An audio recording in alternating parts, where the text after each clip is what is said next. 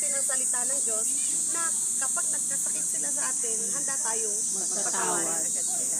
Hindi na natin iaano sa puso natin kasi yun yung magpapabigat sa atin para hindi tayo magamit sa mga, marami kasi hindi pa nananampalataya eh. Marami pang nangangailangan sa salita ng Diyos. Hindi nananampalataya. Hindi sila marunong magpatawad. Kaya nga tayo yung nilagay ng Diyos para makaunawa sa kanila at para makita yung ilaw na yun. Ang hirap. Yung mga hindi nananampalataya kami naman o pero yung mga nakakilala ay pasadyo. Alam lang kasi nila magsimba, tapos hindi nila alam kung anong ginagawa sa kanila ng Panginoon. Alam nila na may Diyos, pero Kaya nga, kulang sila sa... oo.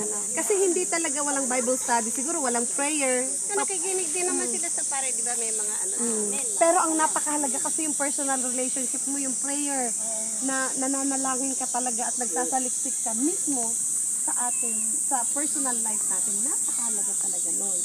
So, kaya tayo nilagay ng Panginoon para sa kanila. No? Para maging ilaw tayo sa kanila. Oo.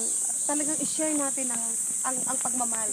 Para pag naramdaman nila, naranasan nila ang pagmamahal natin, wow. Talagang si Lord. Wow talaga. Hindi pa nagkakasala, pinatawad ko. Amen. Amen. Very good. Napakagaling. Very good. Okay, lastly. Last na tayo. Okay lang ba kayo? Last. Okay, number 3. Pagsikapang makapagpatuloy sa hinaharap. Napakahalaga ito upang tayo ay manatiling matagumpay sa ating daan bilang mananampalataya. Sa 14 na tayo, anak.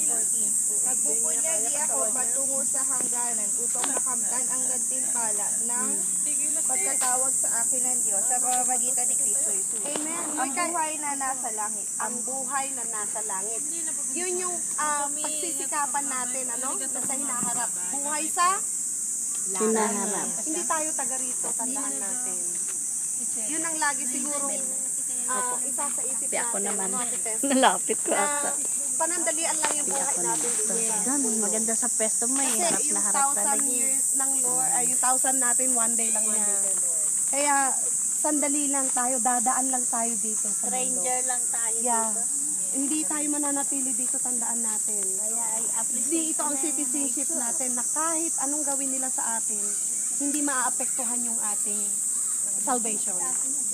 Hindi nila mananakaw yung salvation natin. Amen? Yung kaligtasang ipinagkaloob sa atin ng Lord, hindi nila makukuha yun. Amen? Huwag tayo magpapa-apekto doon. Sa 14, nakalagay doon. Iugnay natin ang paglimot ay ang pagpapatuloy sa hinaharap.